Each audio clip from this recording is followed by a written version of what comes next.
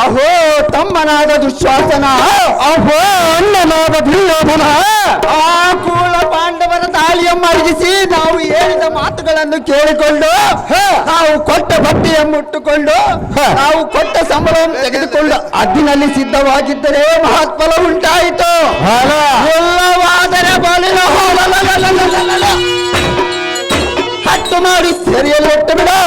ಆ ಪಾಪಿಯಾದ ದ್ರೌಪದಿ ಎಂಬುವ ಹುಟ್ಟು ಪಿತಾಂಬರವನ್ನು ತಟ್ಟನೆ ಸೆಳೆದು ಬಿಡು ತಮ್ಮ. ಇದೇ ನಿನಗೆ ನೇಮ. ಇನ್ನ ಎಷ್ಟದಂತೆ ಆಗಲು ಆಗ್ಯದ. ಆಯ್ತು ಇನ್ನು ಭಾನುವತ್ತಕ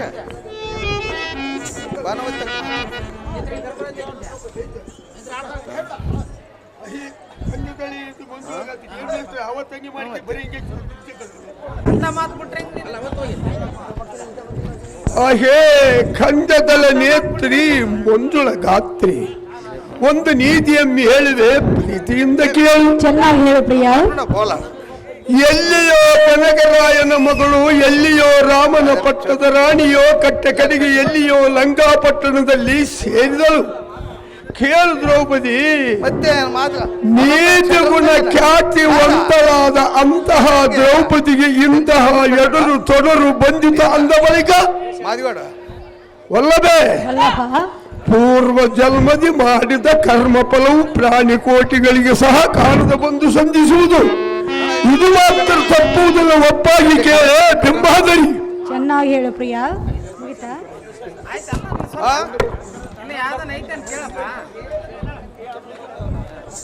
ಎಲೆ ಪಾಂಚಾಲಿ, ದುರ್ಮಾರ್ಗ, ನಿನ್ನ ಒದಿಯನಾದ ಧರ್ಮಜನು ನಿನ್ನನ್ನು ಸೋತು ಬಿಟ್ಟನು. ಎಲೆ ಬಡ ನಡುವಿನ ಬಾಲೆ, ನಿನ್ನ ಮೇಲೆ ನಮ್ಮ ಅಣ್ಣನೇ ಒಡೆಯನೇ.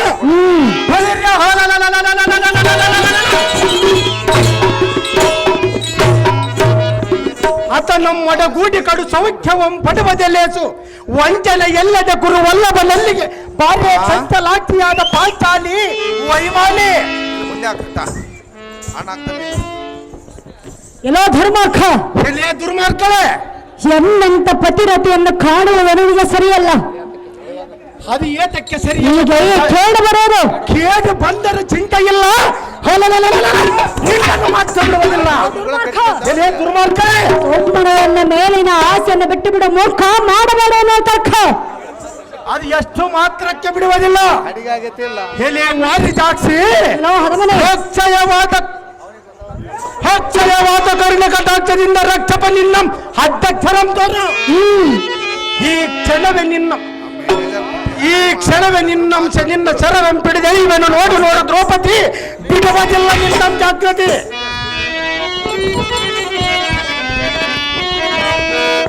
ದೇವಾಶ್ರೇ ಹರಿ, ಹೇ ದುರ್ಮಾರ್ಗನ ಎನ್ನ ಪಟ್ಟು ಪಿತಾಂಬರನ್ನು ಹೆರಿಯುವನೆಂದು ಪವಿತ್ರವನು ಎನ್ನ ಮಾನಕಾಯಹಾರ ನಿನ್ನದಾಗಿರುವುದು. ಓ ಶೇಷ ಶಯನ ನಾರಾಯಣ, ಓ ಕಮಲ ನಯನ,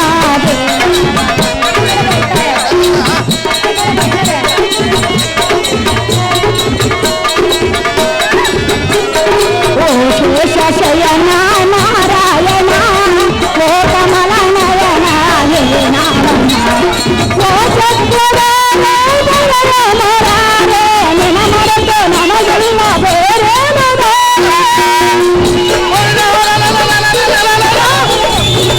ಅಲ್ಲ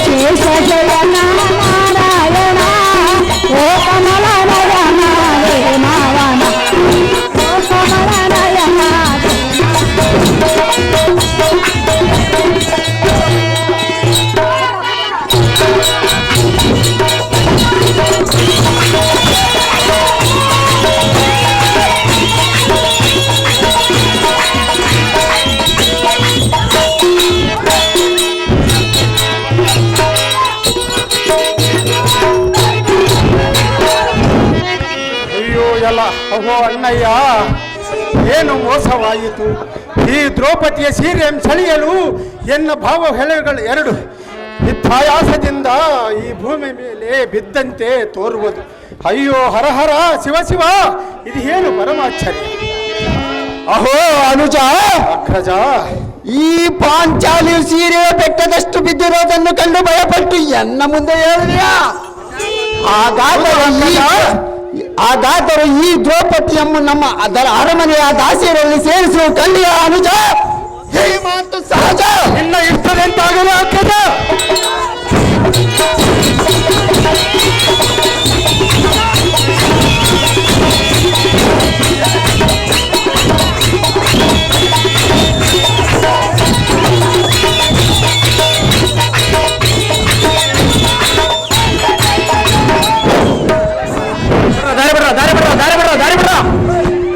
ಚಿತ್ರಸೇನ ಉಗ್ರಸೇನರಾಗಿರ್ಬೇಕು ನೋಡಪ್ಪ.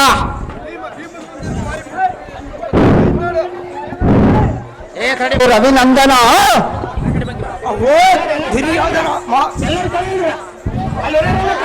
ಎದಕ್ಕ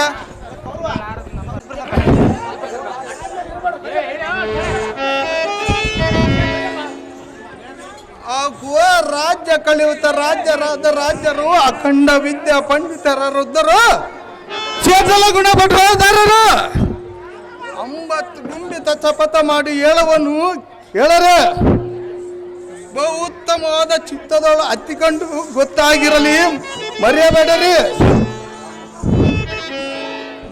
ಬಾಪ್ರೆ ಎಣ್ಣೆಗ ಹುಟ್ಟಿದ ಸಿಟ್ಟಿನಿಂದ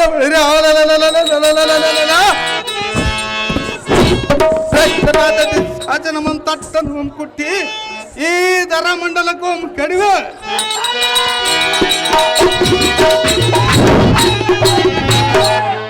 ಅವನ ಹೊಟ್ಟೆ ಒಮ್ಮ ಚೀಳಿ ಉಸರವತಕ್ಕೆ ಹೆಸರಲ್ಲದಂತೆ ಅವನ ಅಚರಗತ ಭವಿಷ್ಯ ಹಿಡಿದು ಗಟ್ಟಿ ಕರಗಳ ಮೊಮ್ಮ ತೆಗೆದು ನಮ್ಮ ದ್ರೌಪದಿಯ ಕೊರಳಿಗೆ ಹಾಕಿ ಚಿಂತೆವನ್ನು ಪರಿಹರಿಸಿದೆ. ನಾನು ಒಪ್ಪಾಯಿ ಮಾಡಿದ ತಪ್ಪದು ಅಕ್ಷಯ ಬಲ ಸಾಕ್ಷಿ ಲಕ್ಷ್ಮೀಸನ ಸಾಕ್ಷಿಯಾಗಿ ಹೇಳುವನು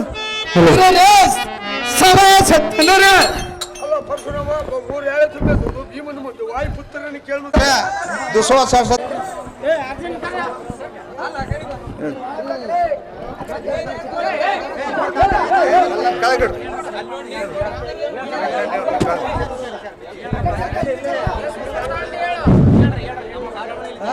ವಾಯುಪುತ್ರನೇ ಕೇಳು.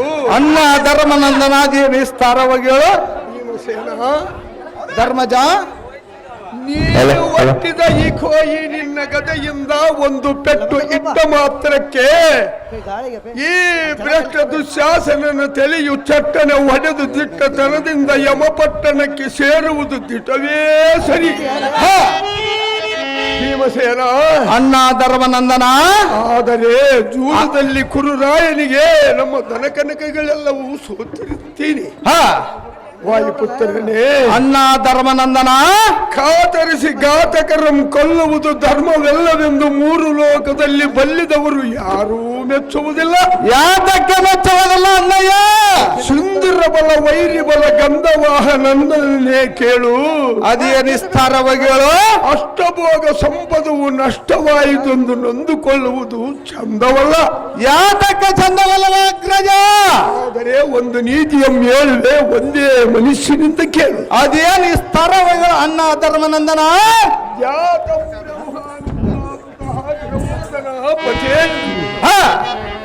ಕುಂಭಕರ್ಣ ನನುಜ ಪುತ್ರ ಶಕ್ರಶಿಲಾ ಸ್ವಯಂ ದಶರಾ ಪೂರ್ಣಾಭಿಮಾನಿನಂತೆ ದೈವತ್ಯ ಕಾಮ ಚಿರೋದನಸ್ತು ವಿಜಯಾ ಮಧ್ಯ ಸಮುದ್ರ ಗುಹಂ ಸರ್ವಂ ನಿಷ್ಠಲಂಕ ದೈವಾಧೀನಂ ದೈವಬಲತೆ ದುರ್ಲಭೆ.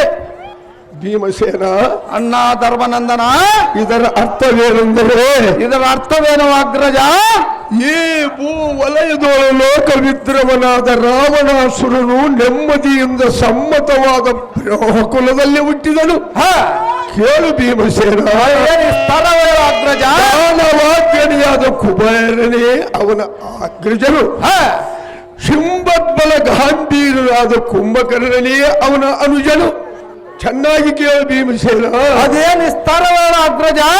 ಸಾಂದ್ರ ನಿರ್ಮಲ ನಿಸ್ಸಾಂದ್ರ ಶತ್ರು ಕಮಲ ಚಂದ್ರ ಇಂದ್ರ ಜುತುವೆ ನನ್ನನು ಮಹತ್ತರವಾದ 10 ತಲೆಯುಳ್ಳವನೇ ತಾನು.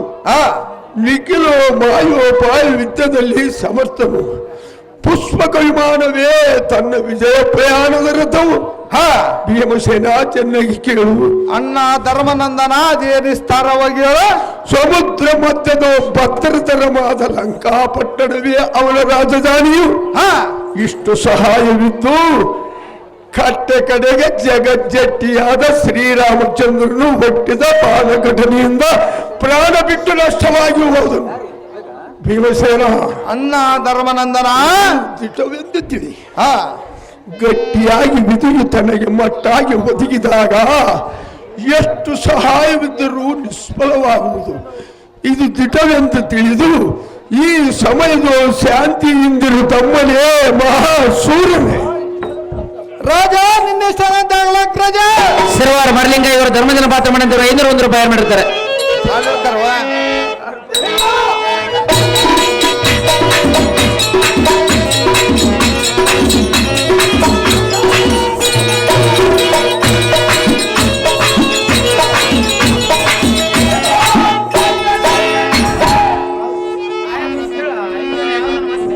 ಮುಂದೆ ಮತ್ತೆ ಆಡ್ಬೇಕು ಹೋಗೋಣ.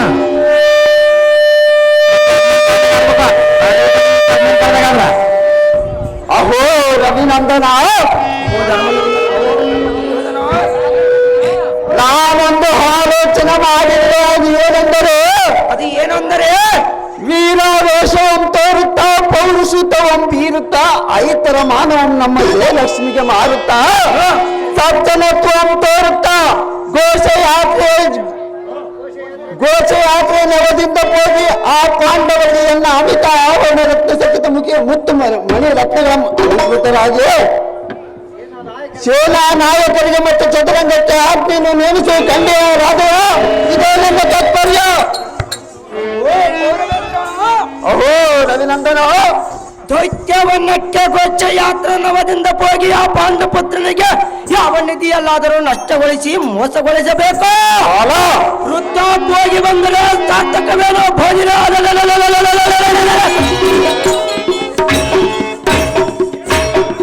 ನಿನ್ನ ಮನಸ್ಸಿನ ತತ್ತರಿವೆಯನ್ನು ಕಂಡಿಯ ಕುರುಬೇಕಂದ್ರೆ ಸದ್ಗುಣ ಸಂಗ್ರಹ. ಅಹೋ ರವಿನಂದನ, ದುರ್ಯೋಧನ ನೀಲಕಂಠನು ಪಾಂಡವರು ದಯವಿಟ್ಟು ರಕ್ಷಿಸುವಂತೆ ನೋಡಬಾರದಾತಕ್ಕೆ. ಇಂದಿನ ದಿನ ಘೋಷ ಯಾತ್ರೆ ನವದಿಂದ ಯಾವ ರೀತಿಯಿಂದ ಅದರನ್ನು ಪಾಂಡವರನ್ನು ಮೋಸಪಡಿಸಲೇಬೇಕು. ಜಾಗೃತಿಯಿಂದ ಚದುರಂಗ ಬಲವನ್ನು ನಡೆಸುವ ಕಂಡೆಯಾರಾದೆಯ, ಇದೇ ನನ್ನ ತಾತ್ಪರ್ಯ. ಓ ರಾಜ, ಅಹೋ ಕರ್ಣ, ನಿನ್ನ ಸರಿಸಮ ಆಲೋಚನೆ ಮಾಡುವರನು ಈ ತಡನಿಗಳು ಯಾರಿರುವಲ್ಲ ಮತ್ತೇನು ಕಾರ್ಯ ನಿಚ್ಚರಿಸಿ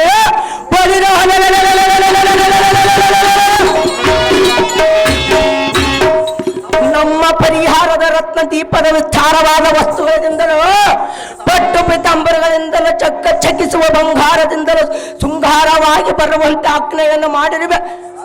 ರಾಜ ನನ್ನ ಕಲ್ಪಭೋಜ. ರವಿನಂದನ, ನಿನ್ನಿಷ್ಟದಂತ ಆಗಲು. ಭಾನುಮತಿ ಭಾನುಮತಿ ಭಾನುಮತಿ ಭಾನುಮತಿ